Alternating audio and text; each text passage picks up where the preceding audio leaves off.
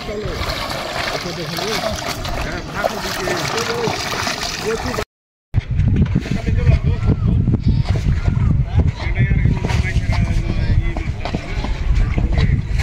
আগে থেকেই আমাদের এই ভূখণ্ডে সাঁকোর প্রচলন ছিল।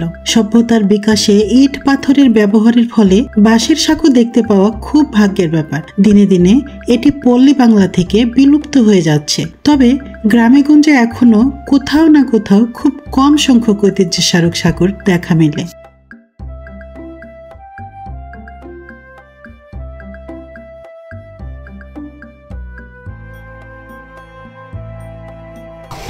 আসসালামু আলাইকুম প্রিয় দর্শক, আমি এখন দাঁড়িয়ে আছি চাঁপাইনবাবগঞ্জের শিবগঞ্জ উপজেলার রানীহাটি ইউনিয়নের বহলাবাড়িতে।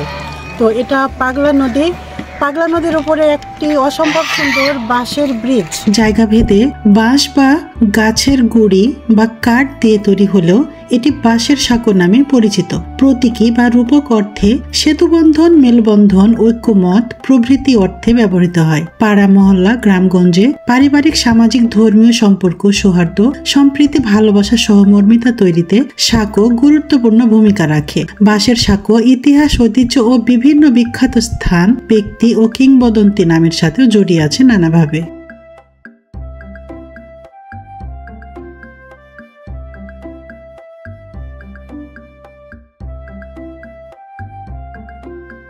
বাঁশের সাঁকো গ্রামীণ জনপদের অনন্য ঐতিহ্যের নিদর্শন, যা ছিল চিরায়ত আবহমান বাংলার চিরচেনা দৃশ্য।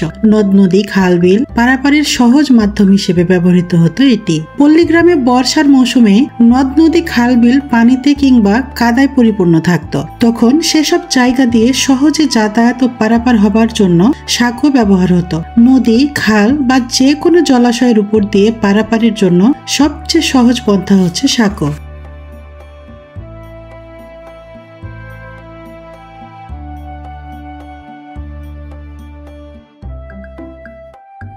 সত্তর দশকে বাংলায় এমন কোনো গ্রাম ছিল না যেখানে বাঁশের সাঁকো ছিল না। প্রতিটি গ্রামে 7-8টি করে থাকতো বাঁশের সাঁকো। বর্ষার মৌসুমে পানি বৃদ্ধি পেলে এক গ্রাম থেকে অন্য গ্রামে যাবার মাধ্যম ছিল নৌকা এবং বাঁশের সাঁকো।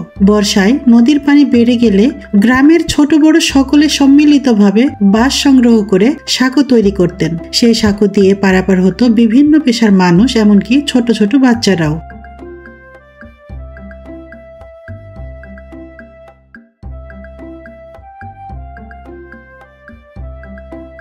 সাঁকো সাধারণত বাঁশ দিয়ে তৈরি করা হয়। বাঁশ ছাড়াও সাঁকো তৈরিতে বড় গাছের কাণ্ড বা ডাল, মোটা লোহার পানির পাইপ, কলা গাছ, মোটা দড়ি প্রভৃতি ব্যবহার করা হয়। সাঁকো তৈরিতে সবসময় অভিজ্ঞ মিস্ত্রির প্রয়োজন হয় না। নিজেদের উদ্যোগেই গ্রামের কয়েকজন মিলে তৈরি করে ফেলতে পারে এক একটি বাঁশের সাঁকো। বাঁশের সাঁকো গ্রাম বাংলার ঐতিহ্য।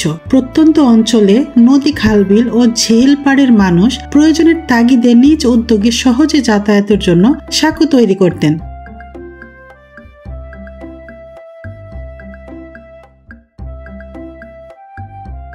কালের বিবর্তনে বাঁশের সাঁকো হারিয়ে গেলেও আধুনিকতার ছোঁয়ায় ডিজিটাল যুগে উন্নয়নের ফলে অনেক জায়গায় অধিকাংশ নদী, খালবিল, হাওর বাওর ইত্যাদি জলাশয়ে সাঁকোর পরিবর্তে পাকা ব্রিজের ব্যবস্থা হয়েছে।